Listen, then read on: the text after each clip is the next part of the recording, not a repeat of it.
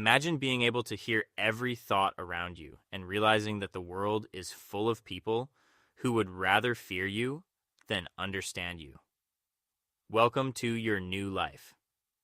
You're Charles Xavier. You're a boy growing up in a grand mansion in Westchester, New York, and it should feel like a fairy tale. But your father is gone, your mother drifts through the halls like a ghost, and your stepfather looks at you the way you look at a stain on the carpet. Then one day something opens inside your mind. You hear voices, not spoken voices, but the ones underneath. Your mother's quiet sadness, a servant's worry about money, the cruel little thoughts your stepbrother Cain hides behind his smile. At first, it terrifies you. Imagine never being able to close a door in your own head. Every room you enter floods with other people's fear, love, shame, and secrets. But slowly you learn something no one else on earth knows. You learn that almost everyone is afraid. That behind every angry face is a frightened person who was hurt once and never healed. Hearing all those thoughts doesn't make you hate humanity. It makes you understand it. You grow up, you study genetics at Oxford, you travel the world walking on your own two legs while you still can, searching for others like you. And in a hospital in Israel treating traumatized survivors, you meet a man who will change your life forever. His name is Erik Lehnsherr. You feel his mind before you shake his hand. It's brilliant, magnetic, and full of grief. He survived the death camps. He watched humanity at its absolute worst. And when you two talk late into the night, you realize you're staring at the smartest, most dangerous friend you'll ever have. You dream of a world where humans and mutants live side by side. Erik smiles at your dream the way an adult smiles at a child. They will never accept us, Charles, he tells you.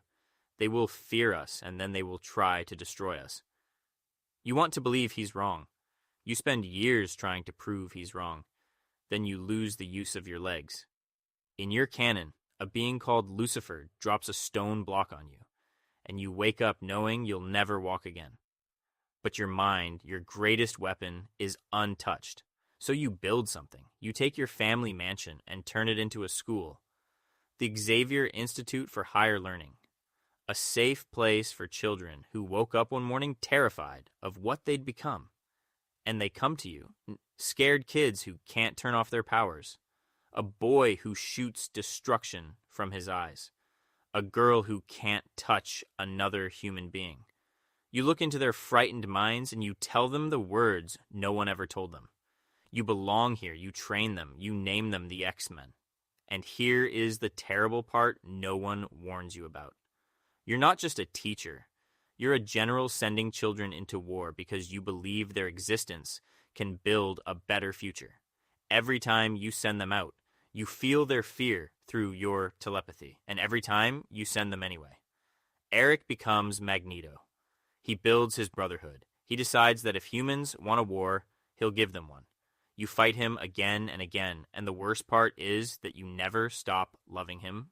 He's your best friend and your greatest enemy, two men who agree on the disease and can never agree on the cure. You watch giant robots called Sentinels hunt your students through the streets. You feel the hatred pouring off crowds who scream that mutants are monsters. And still, every morning you wake up believing coexistence is possible. You carry secrets that would horrify your students. You wipe memories. You manipulate minds. You make dark choices and tell yourself it's for the greater good because you believe you know best. Sometimes you're right. Sometimes those choices come back to destroy the trust you spent your whole life building. And near the end, you finally understand something. You didn't win by defeating Magneto. You never truly defeated him. You didn't win by building an army. You won every time a terrified child walked through your doors believing they were a monster and walked out believing they were worth saving. That was the dream. Not a war. A home. You gave people who were taught to hate themselves a place where they could finally belong. And that, Charles Xavier, is the only victory that ever mattered.